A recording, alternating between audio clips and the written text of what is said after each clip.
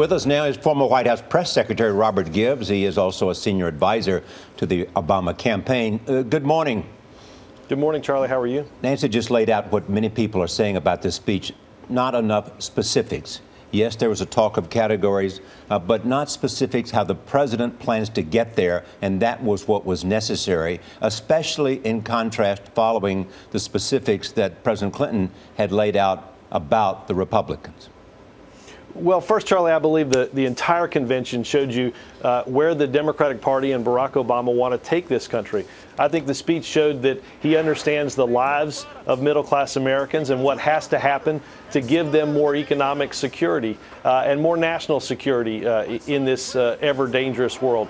The President talked about improving our education, reducing our imported, the amount of oil that we import, again, protecting us and keeping us safe here at home, and making sure that we have the best and brightest in our classrooms, teaching our children math and science, able to compete for the jobs of tomorrow. But there are categories, not specifics, in terms of how he would do that, how he would deal with those issues. Well, two things, Charlie. Look, the president has talked about a number of these policies throughout this campaign on energy and all of the above energy strategy. The president was quite specific last night that sure, we have to make sure that we're drilling for oil, but we have to invest in renewable energy. We have to make sure that we're taking advantage of the natural gas, as he said, that's just right under our feet. And certainly when it comes to something like education, let's make sure that we're providing incentives to have the best and brightest in our classrooms.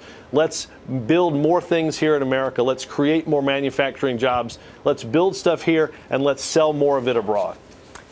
Robert, there were some very personal attacks, tough attacks on Mitt Romney when it came to foreign policy, where he said that Mitt Romney and his running mate are new to foreign policy and they want to turn us back to an era of blustering and blundering that cost America so dearly. Why go so personal at Mitt Romney on that? Well, look, I think you'd be hard-pressed for Mitt Romney not to admit he's very new to foreign policy. And I think the president was exactly right.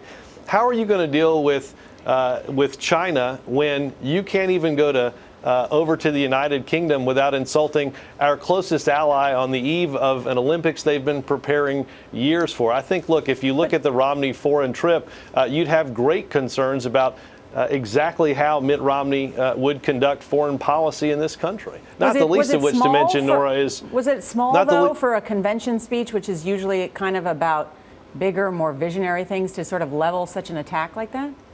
Well, look, I think, Nora, anybody who watched that speech understood that the president talked more about the American people than he did about himself or his opponent.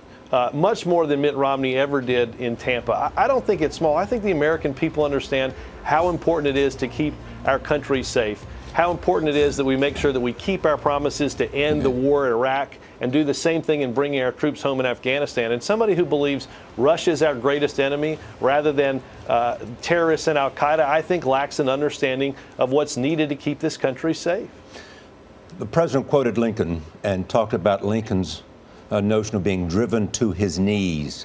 What is it that drives the president to his knees in terms of what he's experienced over the last 4 years and where he has not been able to do what he wanted to do? Well, Charlie, I think you can imagine that, being president of the United States during such severe economic times is a humbling thing.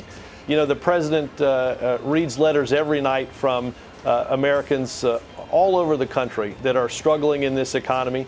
The president knows that we've made progress, but he understands that we've still got a long way to go, and it's up to him to do as he did last night, prevent a vision for moving this country forward. But he seemed to be suggesting, Robert, that he knows he's disappointed. Well, look, Charlie, this isn't 2008. We understand that. We've been through, hopefully, economic times that the depths of which nobody else will have to go through. But we'll only do that if we really rebuild this economy and give our middle class some security. I think the president understands that it's incomplete. As he said, it is incomplete, and as he said in 2008, and he said again last night, none of this is going to be easy. He never said it would be. All right, including this election. Robert Gibbs, thank you so much.